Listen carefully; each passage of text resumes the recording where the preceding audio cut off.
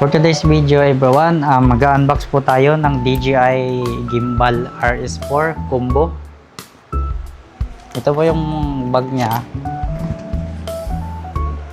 Tsaka matigas siya sa likod, matigas. Naririnig yun naman eh. So, ang una po natin gagawin, unahin natin ang extended grip tripod. Ayan siya.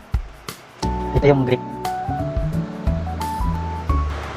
Isunod naman natin ang BG30 battery grip at i-assemble natin. Ganyan lang po yan pag-assemble, madali lang po yan. Shoot ng butas.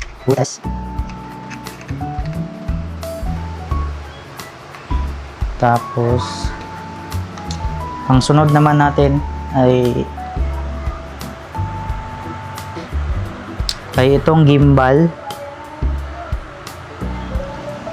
Sinasabi ko na gimbal, ito yung katawan niya.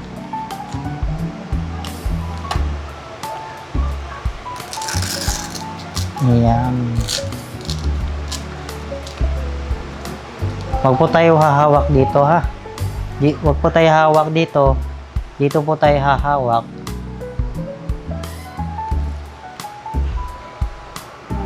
At ingatan po natin na hindi bumagsak. Ayan. Push nyo lang. I-unlock muna natin. Unlock. Tapos push. Push.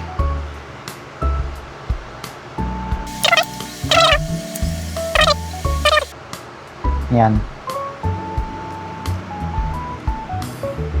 Quick release plate. Ang sinasabi kong quick release, ito.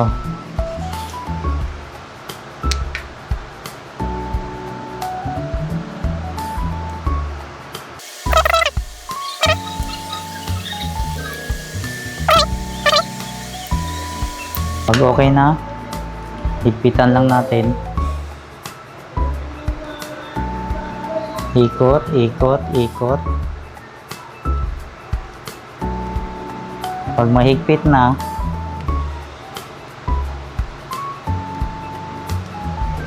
ilagay naman natin ang lagayan ng camera. Ito, kasama yan sila. Siguraduhin yung naka-unlock yan. Tapos dito may pindutan dito. Yan, pindutin nyo lang. Pindutin. At ipasok. Dandahan.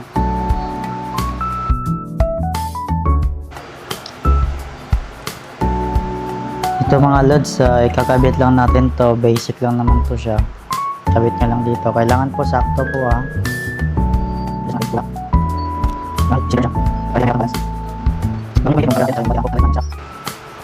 Lagay na natin dito. Okay. Make sure po na pag gagamitin po natin, tanggalin po natin yung strap. Tinanggal na natin yung strap at ngayon ikakabit natin yung handle. Support lang. Basic lang naman to mga loads.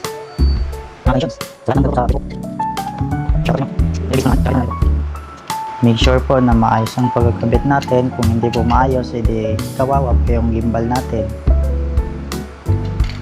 Ang ibig sabihin ko po ay ingatan natin ang ating gamit dahil hindi ito basta-basta gamit lang. Para sa akin, mahalaga to. Lalo na kung may mga papagawa silang project tulad ng kasal, sa wedding, events, or birthday.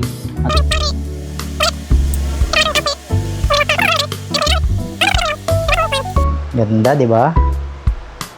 So ngayon, panoorin niyo ako habang hinawakan ko yung gimbal. Tara, let's go!